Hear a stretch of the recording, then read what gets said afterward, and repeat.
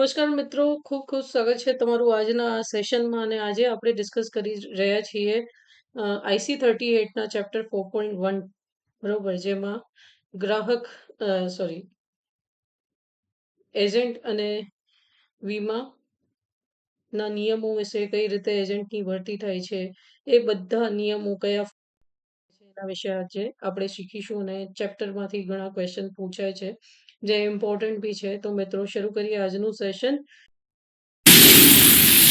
પહેલા ડિસ્ક્લેમર લઈ લઈએ કે આજે ડિસ્કસ કરીશું એ જસ્ટ એજ્યુકેશન પર્પઝથી છે. તમારા IC38ના એક્ઝામમાં તમને મદદરૂપ થાય એ રીતે બનાવવામાં આવ્યું છે. તો મિત્રો, આજનું જે ચેપ્ટર છે IC38નું નિયમનકારીના પાસા વીમા એજન્ટ ના વિશે આપણે ડિસ્કસ કરવાના છીએ. અને હું ભાવના ભરત કુમાર પ્રીતવાણી આ સેશન આગળ લઈ જઈશ. પણ સેશનમાં સૌથી પહેલા વ્યાખ્યાઓ સમજી લઈએ આપણે કે કાયદો શું છે. કાયદો એટલે વીમા અધિનિયમ 1938, જેમાં સમયે સમયે સુધારા થાય છે. જે LICમાં જે પણ ઇન્સ્યોરન્સ છે એમાં વીમા અધિનિયમના 1938ના કાયદાઓ લાગુ પડે છે, જેને આપણે કાયદો કહીએ છીએ. નિમણૂક પત્ર એટલે શું છે? તો નિમણૂક પત્ર એટલે વીમા કંપની દ્વારા કોઈ પણ વ્યક્તિને વીમા એજન્ટ તરીકે કામ કરવા આપવામાં આવતો પત્ર, ઓફર લેટર આપણે જેને કહીએ છીએ, એને નિમણૂક પત્ર કહેવામાં આવે છે. એપિલેટ અધિકારી, તો મિત્રો આમ તો આપણે વીમા એજન્ટ તરીકે ભરતી માટે વિકાસ અધિકારી પાસે જઈએ છીએ, પણ એપિલેટ અધિકારી એ વિકાસ અધિકારી ઉપર બી વીમા કંપની દ્વારા અધિકૃત કરાયેલ અધિકારી છે, જે વીમા એજન્ટ પાસેથી પ્રાપ્ત થયેલી રજૂઆત અને અપીલોને વિચાર કરે છે અને તેનો નિકાલ કરે છે. જો કોઈ વિકાસ અધિકારી એવું કહી દે કે તમને એજન્સી નથી મળી શકતી, તો તમે એપિલેટ અધિકારી પાસે જઈ શકો છો અને એને રજૂઆત કરી શકો છો, જે તમને આગળ વિચાર વિમર્શ કરીને નિકાલ કરીને આપશે કે તમને એજન્સી મળી શકે છે કે નથી મળી શકતી. વીમા એજન્ટ, તો વીમા એજન્ટ એટલે વીમા કંપની દ્વારા નિયુક્ત વ્યક્તિ છે, જે વીમાની પોલિસી જાળવવા, રિન્યૂ કરવા કે તેને ફરી કાર્યરત કરવા સાથે સંબંધિત વીમા વ્યવસાયોમાં મેળવવા માટે કામ કરે છે. ઓથોરિટી એટલે શું? તો ઓથોરિટી આપણે ત્યાં IRDA ની સ્થાપના થઈ છે, જે 1999માં સ્થાપિત થઈ ગઈ હતી. તો વીમા નિયમનકારી અને વિકાસ સત્તા મંડળ, જે IRDA નું ફૂલ ફોર્મ છે, insurance regulatory and development authority of India, જે વીમા નિયમનકારી અને વિકાસ સત્તા મંડળ 1999ની કલમ 3ની જોગવાઈ હેઠળ સ્થાપિત ભારતીય વીમા નિયમનકારી અને વિકાસ સત્તા મંડળ છે, જેને આપણે ઓથોરિટી કહીએ છીએ. સંયુક્ત વીમા એજન્ટ એટલે શું? જો જનરલી કોઈ પણ વીમા એજન્ટ છે એને એકથી વધુ કંપની માટે કામ કરવા અલાઉડ નથી. તો સંયુક્ત વીમા એજન્ટ એવી વ્યક્તિ છે જેની નિમણૂક 2 કે વધારે વીમા કંપનીઓ વીમા એજન્ટ તરીકે કરે છે, જેમાં શરત એવી હોય છે કે વીમા એજન્ટ જીવન વીમા કંપની, સાધારણ વીમા કંપની, હેલ્થ વીમા કંપની અને દરેક પ્રકારની મોનોલાઇન વીમા કંપનીઓમાં એકથી વધારે કંપની માટે કામ નથી કરી શકતું. એટલે સંયુક્ત વીમા એજન્ટ માટે જો હું એપ્લાય કરું તો હું એક જ લાઈફ ઇન્સ્યોરન્સ કંપની માટે કામ કરીશ, એક જ હેલ્થ ઇન્સ્યોરન્સ કંપની માટે કામ કરીશ, કાં તો એક જ કોઈ પણ જાતની જનરલ ઇન્સ્યોરન્સ કંપની માટે હું કામ કરીશ. એકથી વધુ કંપની માટે નહીં, બટ હું લાઈફ અને જનરલ બંનેનું કામ કરી શકું છું. એવી જ રીતે એજન્ટોની કેન્દ્રીય યાદી એટલે શું? તો જે ઓથોરિટી છે, IRDA છે, એ એક એજન્ટોની યાદી રાખે છે, જેમાં વીમા કંપનીઓ દ્વારા નિયુક્ત એજન્ટોની તમામ વિગતો સામેલ હોય છે. પ્રતિબંધિત એજન્ટોની કેન્દ્રીય યાદી એટલે ઓથોરિટી દ્વારા જાળવવામાં આવતી એજન્ટની યાદી, જેમની નિમણૂક વીમા કંપનીના નિયુક્ત અધિકારીએ વર્તણૂકની આચાર સંહિતાના ઉલ્લંઘન અને અથવા ગોટાળા કરવાના આધારે રદ કરી છે, બરતરફ કરી છે, રિસ્ટ્રિક્ટ કરી દીધું છે, એજન્સી કેન્સલ કરી દીધી છે, એવા એજન્ટોની યાદી પ્રતિબંધિત એજન્ટોની કેન્દ્રીય યાદીમાં આવે છે. એ પછી નિયુક્ત અધિકારી એટલે શું? એટલે વીમા કંપનીએ વીમા એજન્ટ તરીકે વ્યક્તિની નિમણૂક કરવા માટે અધિકૃત કરેલ અધિકારી, વિકાસ અધિકારી બી આપણે જેને કહીએ છીએ, એ નિયુક્ત અધિકારી. તપાસ સંસ્થા એટલે શું? તો તપાસ સંસ્થા એટલે એવી સંસ્થા જે વીમા એજન્ટ માટે ભરતી પૂર્વેની કસોટીઓ હાથ ધરે છે અને તેને ઓથોરિટી દ્વારા માન્યતા પ્રાપ્ત છે. આ નિયમના હેતુસર મોનોલાઇન ઇન્સ્યોરન્સ એટલે વીમા અધિનિયમ 1938ની કલમ 2 હેઠળ વ્યાખ્યાયિત કરવામાં આવેલી વીમા કંપની, જે કૃષિ વીમો, એક્સપોર્ટ ક્રેડિટ ગેરંટી બિઝનેસ જેવા એક જ પ્રકારનો વ્યવસાય કરે છે. મલ્ટી લેવલ માર્કેટિંગ સ્કીમ એટલે અધિનિયમની કલમ 42A માં વ્યાખ્યાયિત કરવામાં આવેલ કોઈ પણ સ્કીમ, એટલે તમે જેમ કે મલ્ટી લેવલ માર્કેટિંગમાં તમે આને જોડો, પેલાને જોડો, આવી રીતે તમે મલ્ટી લેવલ બનાવતા જાઓ તો એવી મલ્ટી લેવલ માર્કેટિંગ આપણે વીમા વ્યવસાયમાં અલાઉડ નથી. તો વીમા કંપની દ્વારા વીમા એજન્ટની નિમણૂક કઈ રીતે કરવામાં આવે છે? તો વીમા કંપનીના વીમા એજન્ટ બનવા ઈચ્છતા અરજદારે વીમા કંપનીના નિયુક્ત અધિકારીને ફોર્મ આઈએ ક્વેશ્ચન પૂછાય છે કયા ફોર્મમાં એપ્લિકેશન, જો તમે સંયુક્ત વીમા એજન્ટ નથી બનવા માંગતા, ફક્ત વીમા એજન્ટ એક જ કંપની માટે લાઈફ માટે કામ કરવા માંગો છો, તો ફોર્મ IA માં અરજી કરવી પડે છે. વીમા કંપનીના નિયુક્ત અધિકારીને અરજી મળતા આ બાબતો ઉપર ખાતરી મેળવશે કે અરજદારે ફોર્મ IA માં એજન્સીની અરજીની તમામ માહિતી પ્રદાન કરી છે કે નહીં, એજન્સીના અરજીપત્રકમાં પેન કાર્ડની વિગત આપી છે કે નહીં, અધિનિયમ 6 માં સૂચિત વીમાની પરીક્ષા પાસ કરી છે કે નહીં, કેમ કે આપણે IC38 જેની તૈયારી આપણે કરીએ છીએ એ એક્ઝામ આપવી કમ્પલસરી છે, જો એ પાસ કરી છે કે નહીં, અધિનિયમ 7 માં ઉલ્લેખિત કોઈ પણ પ્રકારની ગેરલાયકાત તો નથી ધરાવતા, વીમા વ્યવસાય કરવા પર્યાપ્ત જાણકારી ધરાવે છે કે નહીં, અને પોલિસી ધારકોને જરૂરી સેવા પ્રદાન કરવામાં સક્ષમ છે કે નહીં. આ બધું ચકાસવા પછી નિયુક્ત અધિકારી એજન્સી અરજીની યોગ્ય ચકાસણી કરશે અને સુનિશ્ચિત કરશે કે અરજદાર એકથી વધારે જીવન વીમા કંપની, એકથી વધારે હેલ્થ વીમા કંપની અને દરેક મોનોલાઇન વીમા કંપની, જે મેં કીધું ક્રેડિટ કે કૃષિ વિભાગની પૈકીની એકથી વધારે કંપનીઓ માટે એજન્સી નિમણૂક ધરાવતો નથી, તેઓ પ્રતિબંધિત એજન્ટોની કેન્દ્રીય યાદીમાં સામેલ છે કે નહીં, આ બધું એ નિયુક્ત અધિકારી એટલે વિકાસ અધિકારી ચેક કરશે. એ પછી નિયુક્ત અધિકારી આ બાબતોની ખરાઈ પણ કરશે કે ઉપર ઉલ્લેખિત માહિતી સુનિશ્ચિત કરવા અરજદારના પેન નંબર સાથે ઓથોરિટીમાં જાળવવામાં આવતી એજન્ટોની કેન્દ્રીય યાદીમાં છે કે નહીં, અરજદાર પર પ્રતિબંધ તો મુકાયો નથી, બરોબર. એ પછી નિયુક્ત અધિકારી સુનિશ્ચિત કરશે કે અરજદાર ઉપરોક્ત અધિનિયમમાં ઉલ્લેખિત તમામ શરતોનું પાલન કરે છે અને અધિનિયમની કલમ 42ની પેટા કલમ 3માં ઉલ્લેખિત કોઈ પણ પ્રકારની ગેરલાયકાત ધરાવતા નથી.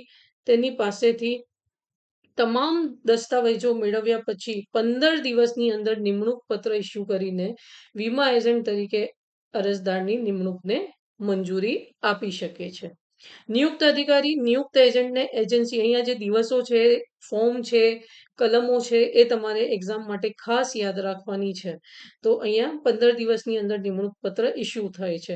નિયુક્ત અધિકારી નિયુક્ત એજન્ટને એજન્સી કોડ નંબર ફાળવે છે અને વીમા કંપનીના નામની આગળ એજન્સીનો કોડ, જેમ કે હું LICમાં કામ કરું છું તો LIC 0226888337 છેલ્લે 3 આંકડા મારી બ્રાન્ચના, આવી રીતે આખું એજન્સી કોડ ફાળવવામાં આવે છે. તો ઉપર કરેલા ઉલ્લેખ મુજબ ઇસ્યુ થયેલ એજન્સી નિમણૂક પત્રમાં વીમા એજન્ટ તરીકે અરજદારની નિમણૂક અને કામગીરીની તમામ શરતો તથા આચાર સંહિતા હશે અને એજન્ટ તરીકે નિમણૂક થયા પછી 7 દિવસની અંદર નિમણૂક પત્ર રવાના કરવામાં આવે છે. વીમા કંપની વીમા એજન્ટ તરીકે નિયુક્ત અરજદારને આઈડેન્ટિટી કાર્ડ એટલે ઓળખપત્ર આપે છે, જે વીમા એજન્ટ જે વીમા કંપનીનું પ્રતિનિધિત્વ કરે છે તેની ઓળખાણ બનશે. જો અરજદાર આ નિયમોમાં ઉલ્લેખિત કોઈ પણ શરતો પૂર્ણ નહીં કરે તો નિયુક્ત અધિકારી કોઈ પણ અરજદારને એજન્સી નિમણૂકની મંજૂરી આપવાનો ઇનકાર કરી શકે છે અને આ અરજી મળ્યાના 21 દિવસની અંદર નિમણૂક માટે ઇનકાર કરવાના કારણો લેખિતમાં જણાવશે. નિયુક્ત અધિકારી એજન્સી નિમણૂકનો ઇનકાર કરવાથી અસંતુષ્ટ અરજદાર એપિલેટ અધિકારી પાસે જઈ શકે છે. વીમા કંપનીના એપિલેટ અધિકારી સમક્ષ જ્યારે પણ પોતાની ફરિયાદ મૂકશે, અરજી કરશે, તો અરજી મળ્યાના 15 દિવસની અંદર અંતિમ નિર્ણય લેખિતમાં એપિલેટ અધિકારી જણાવશે. હવે વીમા કંપની દ્વારા સંયુક્ત વીમા એજન્ટની નિમણૂક કઈ રીતે થાય છે? તો એના માટે સંયુક્ત વીમા એજન્સી પત્રક IB માં તમારે અરજી કરવી પડે છે અને એ જે ઉપર આપણે પ્રોસેસ જોઈ એ સંબંધિત વીમા કંપનીના નિયુક્ત અધિકારી બધી પ્રક્રિયા હાથ ધરશે. વીમા એજન્સીની પરીક્ષા, તો અરજદાર જીવન, સાધારણ કે હેલ્થ વીમાના એજન્ટ વીમા તરીકે નિયુક્ત થવા ઓથોરિટી નક્કી કરેલ અભ્યાસક્રમ મુજબ પરીક્ષા સંસ્થા હાથ ધરવામાં આવે છે, જે આપણે પાસ કરવી હોય છે. પરીક્ષામાં પાસ થવા વીમા સંબંધિત પર્યાપ્ત જાણકારી સાથે સજ્જ થવા ઉમેદવારોને જરૂરી સહાય કરશે, માર્ગદર્શન આપશે અને વીમા એજન્સીની પરીક્ષામાં સફળતાપૂર્વક પાસ થયા પછી પરીક્ષા સંસ્થા પ્રમાણપત્ર આપશે. આ પ્રમાણપત્ર વીમા કંપની સાથે પહેલી વખત એજન્ટ તરીકે નિયુક્ત થવાના હેતુસર 12 મહિનાના ગાળા માટે લાગુ રહે છે. પછી તમે ટ્રેનિંગ લઈને અને તમારી એજન્સી રિન્યૂ કરી શકો છો. ઉપર ઉલ્લેખ કર્યા મુજબ લાયકાત ધરાવનાર અને પરીક્ષા સંસ્થા દ્વારા ઇસ્યુ થયેલા પાસ થયા પ્રમાણપત્રો ધરાવતા ઉમેદવારો જ એજન્ટ તરીકે નિયુક્ત થાય છે. હવે એક્ઝામિનેશન બોડી શું છે? તો ભરતી પૂર્વે જે એક્ઝામિનેશન બોડી જે ભરતી પૂર્વે કસોટીઓનું આયોજન કરે છે અને IRDA દ્વારા માન્ય હોય છે. 30મી સપ્ટેમ્બર 2021ના રોજ IRDA દ્વારા મંજૂર થયેલી insurance institute of India III નું ફૂલ ફોર્મ છે ઇન્સ્યોરન્સ ઇન્સ્ટિટ્યૂટ ઓફ ઇન્ડિયા, જેની સ્થાપના 30મી સપ્ટેમ્બર 2021ના રોજ થઈ હતી અને જે એકમાત્ર પરીક્ષા સંસ્થા છે જે આ એક્ઝામ લે છે, બરોબર, પરીક્ષા લે છે, જે IRDA ના રેગ્યુલેશન્સ પ્રમાણે વર્ક કરે છે અને નિમણૂકની પ્રક્રિયા કઈ રીતે હાથ ધરવામાં આવશે નિયમો અને પદ્ધતિનો ઉલ્લેખ કરે છે. રેગ્યુલેશન્સ પીડિત અરજદારો દ્વારા કરવામાં આવેલી ફરિયાદોને સંબોધવા માટે એક માળખું પણ પ્રદાન કરે છે અને પરીક્ષા સંસ્થા દ્વારા લેવામાં આવતી વીમા એજન્સીની પરીક્ષા અને અરજદારોને જરૂરી સહાય માર્ગદર્શન આપવા માટે વીમાદાતાની ફરજો અંગેની વિગતો નિયમો આપવામાં આવી છે.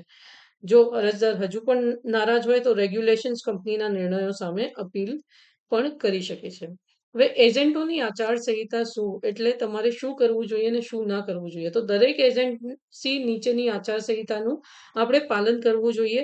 જેમ કે દરેક વીમા એજન્ટે પોતાની અને વીમા કંપનીની ઓળખ આપશે, જેના માટે તે વીમા એજન્ટ તરીકે કામ કરે છે. ID કાર્ડ બતાવશે, પોતાનું આઈડેન્ટિટી કાર્ડ દેખાડશે. સંભવિત ગ્રાહક માંગે તો એજન્સીનો નિમણૂક પત્ર પણ દેખાડશે. રૂડલી વાત નહીં કરે ત્યાં. વીમા કંપની દ્વારા વેચાણ માટે ઓફર થતી વીમા યોજનાઓના સંબંધમાં જરૂરી માહિતીનો પ્રસાર કરશે. ચોક્કસ વીમા યોજના બતાવશે. સંભવિત ગ્રાહકને જરૂરિયાતોને ધ્યાનમાં લઈને આપણે પ્લાન બતાવવાનું છે. આપણો ફાયદો નથી જોવાનો, કસ્ટમરનો ફાયદો જોવાનો છે. જ્યારે કોઈ પણ વીમા એજન્ટ એકથી વધારે વીમા કંપનીઓના એક જ પ્રકારના ઉત્પાદનો ઓફર કરે છે તો જ્યારે તેમણે જે તે કંપનીઓનું પ્રતિનિધિત્વ કરે છે, ઉત્પાદનો વિશે પોલિસી ધારકોને સલાહ આપશે અને જે ગ્રાહકની જરૂરિયાત છે એ જ પ્રમાણે આપણે ઉત્પાદન સૂચવીશું. જો સંભવિત ગ્રાહક પૂછે તો વેચાણ માટે ઓફર થતા વીમા ઉત્પાદનના સંબંધમાં કમિશનની બી જાણકારી આપશે.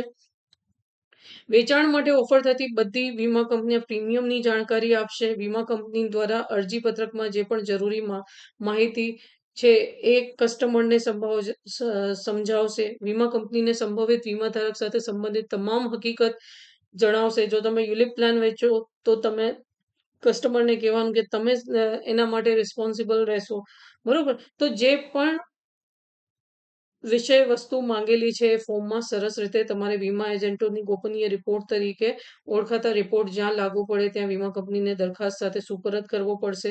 સંભવિત ગ્રાહકને ઉચિત પૂછપરછ કરીને દરખાસ્ત સ્વીકાર્યતાના સંબંધમાં વીમા કંપનીના વીમાકરણના નિર્ણય તમારે કસ્ટમરને આપવા પડશે, બરોબર. વીમા કંપની જે પણ અરજી પત્રક સુપરત કરતી વખતે જરૂરી દસ્તાવેજો માંગે એ આપણે દસ્તાવેજો રજૂ કરવા પડશે. પોલિસી હેઠળ દરેક સંભવિત ગ્રાહકોને નોમિનેશન એટલે વારસદાર માટે સલાહ આપવી પડશે. વીમા કંપની દ્વારા અરજીની સ્વીકાર્યતા કે અસ્વીકાર્યતા વિશે સંભવિત ગ્રાહકને જાણ કરવી પડશે. દરેક પોલિસી ધારકને જરૂરી સહાય અને સલાહ આપવી જોઈએ, જેમાં પોલિસીની ફાળવણી છે, સરનામામાં ફેરફાર છે કે જરૂર પડે ત્યાં પોલિસી સાથે સંબંધિત અન્ય સેવા હેઠળ વિકલ્પોનો ઉપયોગ કરવાની બાબત સામેલ છે. એ બધું આપણે સારી રીતે ક્લિયર કરવાનું. વીમા કંપની દ્વારા જે પણ દાવાઓની પટાવટ માટે જરૂરી નિયમોનું પાલન કરીને પોલિસી ધારકો કે દાવેદારો કે લાભાર્થીઓને જરૂરી સહાય કરશે, બરોબર. કોઈ પણ વીમા કંપની આટલું કરશે. હવે જે કહું છું એ નથી કરવાનું. આચારસંહિતાનું પાલન કરવાનું છે. કઈ રીતે? તો કોઈ પણ વીમા વ્યવસાયમાં અરજી પત્રકમાં કોઈ પણ આવશ્યક માહિતી ન આપવા. સંભવિત ગ્રાહકને પ્રેરિત નહીં કરો. ખોટી માહિતી ભરશો તો ક્લેમ રિજેક્ટ થઈ શકે છે. અરજીની સ્વીકાર્યતા માટે વીમા કંપનીને સુપરત કરેલા અરજી પત્રક કે દસ્તાવેજોમાં ખોટી માહિતી નહીં ભરવાની. ગ્રાહકને પ્રેરિત નહીં કરવાનું. વીમા પોલિસીઓ ખરીદવા માટે મલ્ટીલેવલ માર્કેટિંગનો આશરો નહીં લેવાનો અથવા કોઈ પણ સંભવિત ગ્રાહક પોલિસી ધારકને મલ્ટીલેવલ માર્કેટિંગ સ્કીમમાં સામેલ નહીં કરવાનું. સંભવિત ગ્રાહક સાથે અભદ્ર વ્યવહાર નહીં કરવાનો, કેમ કે તમે કંપનીને રિપ્રેઝેન્ટ કરી રહ્યા છો. કોઈ વીમા એજન્ટની દરખાસ્ત હસ્તક્ષેપ નહીં કરવાનું કે આની પોલિસી સારી નથી, આપી સરેન્ડર કરી દો, આવી ખોટી સલાહ નહીં આપવાની. ગ્રાહકને નુકસાન નહીં કરાવવાનું. પોતાની વીમા કંપનીની ઓફરથી અલગ દર, લાભ, શરતો અને નિયમો ઓફર નહીં કરવાની. વીમા કરાર હેઠળ લાભાર્થી પાસેથી આવકનો હિસ્સો માંગવાનો નહીં. પોલિસી ધારકને વર્તમાન પોલિસી રદ કરવા દબાણ નહીં કરવાનો. અગાઉ પોલિસી રદ થયાની તારીખથી 3 વર્ષની અંદર આ જ પોલિસી ધારકને નવી પોલિસી ઇસ્યુ નહીં કરે. જો નિયુક્ત અધિકારી દ્વારા અગાઉ એજન્સી રદ કરવામાં આવી હોય અને આ પ્રકારના નિર્ણયની તારીખથી 5 વર્ષ પસાર નહીં થયા હોય તો વીમા એજન્ટ તરીકે કામ કરવા નવેસરથી એજન્સી મેળવવાની અરજી નહીં. કેમ કે એક વખત તમારી એજન્સી ટર્મિનેટ થાય છે તો 5 વર્ષ સુધી તમારા પર રિસ્ટ્રિક્શન લાગી જાય છે. કોઈ પણ વીમા કંપનીના ડિરેક્ટર તરીકે નહીં વર્તવાનું, એજન્ટ તરીકે જ વર્તવાનું.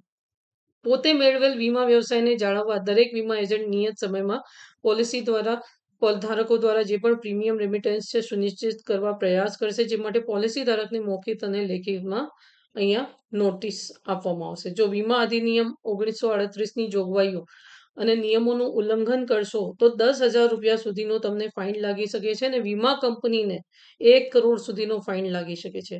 વીમા કંપની તેના એજન્ટની તમામ હકીકતો બાકાત બાબતો માટે જવાબદાર હશે. જેમાં નિયમોનો હેઠળ ચોક્કસ આચારસંહિતાનું ઉલ્લંઘન થાય તો 1 કરોડ સુધીનું દંડ થાય છે. એજન્ટની હવે નિમણૂક ક્યારે રદ થાય છે, કઈ રીતે થાય છે? તો નિમણૂક રદ કરવા કાં તો તમારે રિઝાઇન કરવા માટે કોઈ પણ ફોર્મ ભરવું હોય છે, બરોબર? જે વીમા અધિનિયમ 1938ના નિયમો કે નિયમનોની જોગવાઈ જેને સમય સુધારવામાં આવે છે તેની ઉલ્લંઘન કરશો તો તમારી એજન્સી રદ થઈ શકે છે. ઉલ્લેખિત કોઈ પણ ગેરલાયકાતના તમે પાત્ર બનશો, જે આચારસંહિતામાં કોઈ પણ ગેરલાયકાતના પાત્ર બનશો તો એજન્સી કેન્સલ થઈ જશે.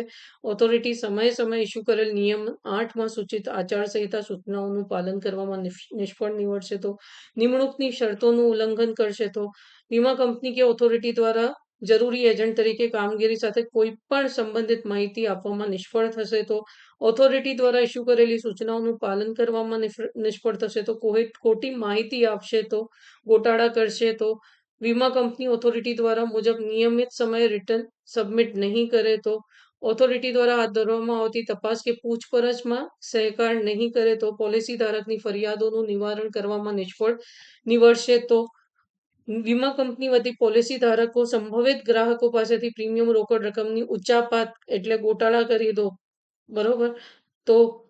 તો વીમા એજન્ટની એજન્સી રદ કરવા અંતિમ નિર્ણય ઇસ્યુ થયા પછી તેઓ અંતિમ આદેશની તારીખથી વીમા એજન્ટ તરીકે કામ નહીં કરી શકે અને 5 વર્ષ પછી જ તમે નવી એજન્સી માટે એપ્લાય કરી શકો છો.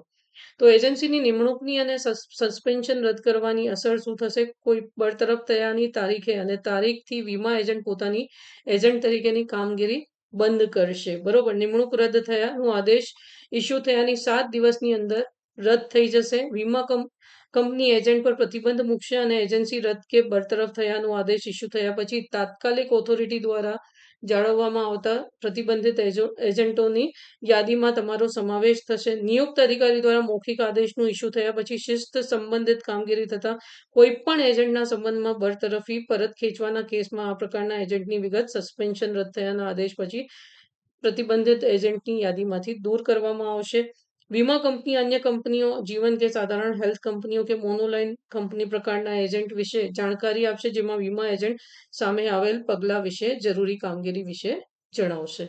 હવે રાજીનામા અને નિમણૂક સુપરત કરવા તો ફોર્મ ICમાં તમારે એજન્સી કેન્સલ કરાવવી હોય, રાજીનામું આપવું હોય તો ફોર્મ ICમાં એપ્લાય કરવાનું. નિમણૂક સુપરત કર્યાની તારીખથી 15 દિવસની અંદર ફોર્મ ICમાં એજન્સી રદ થયાનું પ્રમાણપત્ર તમે એપ્લિકેશન આપશો ICમાં તો તમારું 15 દિવસની અંદર પ્રમાણપત્ર થશે. ત્યાંથી તમારી એજન્સી કેન્સલ થઈ શકશે. હવે તમારે બીજી કોઈ કંપની જોઈન કરવી હોય તો આ પ્રમાણપત્ર તમારે ત્યાં બતાવવું પડે, બરોબર? સમાપ્તિ પ્રમાણપત્ર ઇસ્યુ થવાની તારીખથી 90 દિવસના ગાળા પછી નવી એજન્સી માટે તમે વિચાર કરી. એક વખત તમે રિઝાઇન કર્યું, ફરી તમારી ઈચ્છા થઈ કે જોઈન કરવું છે તો 90 દિવસ પછી આ કાર્ય નવી એજન્સી માટે થશે. વીમા કંપની દ્વારા એજન્સીની નિમણૂક માટે સાધારણ શરતો જે પણ બોર્ડે નક્કી કરેલી છે એ પ્રમાણે રહેશે, બરોબર? દંડ ને એ બધું આમાં આપેલું છે તો જે મેં રિપીટ કરી દીધું છે એટલે આટલું બધું કંઈ ખાસ નથી. તો મિત્રો, આ હતું આપણું ચેપ્ટર 5 જે વીમા એજન્ટ અને નિયમનકારી પાસાઓ.